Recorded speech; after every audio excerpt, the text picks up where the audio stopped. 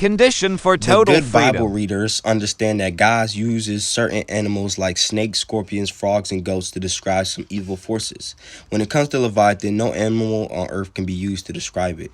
Its countenance is terrible. How do we deal with this kind of power, which also comes from water? Like I mentioned earlier, there's water above and beneath as well. The human beings staying in the midst have 70% of their bodies as water. The earth itself is 2/3 of water. To deal, excuse me, to deal with this power, let us make this statement very clear. There can be no freedom with sin in the camp. In other words, if you are living in sin, no freedom for you.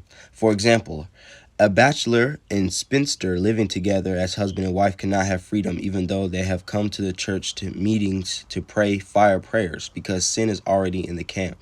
So those who want to face Leviathan should first foremost ensure that there is no sin in the camp of their lives. Behold, don't be deceived. If there is any sin lurking in your heart which you have neither confessed nor renounced, you will have eternal bondage. You may attend a fellowship where they will claim your conscience down, or you may consult a prophet or prophetess who may calm you with bathing soaps.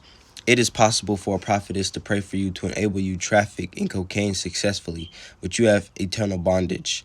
Therefore, for freedom is purity. You cannot beat it. The moment you are impure, the hosts of hell have a right to do whatever they want to do with that life. For purity is renunciation and turning away from the things that defile. The renunciation of sin is confession, and the confession is conviction and understanding. Whoever comes to the house of God living in a deliberate sin, such a person either belongs to two things: a child of perdition, or the enemy has finished him. We have a lot of people like this. They still commit sin while they are regularly in the house of God. Conditions for total freedom. So we can conclude that the conditions for total freedom goes thus: humility and absolute honesty with yourself and God, absolute willingness to confess and renounce all revealed sins. It is very important to go through all these preliminaries before confronting the Leviathan, for without taking care of this, we are joking.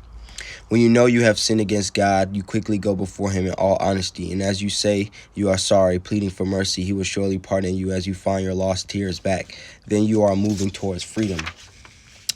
But when your eyes are dry in spite of the horrible sin you are committing, it shows you are not ready for freedom yet. The times of ignorance God winked at, but afterwards his eyes are now wide open. Forgiveness of all who have offended you, no matter the offense or who has offended you, forgive them. Renouncing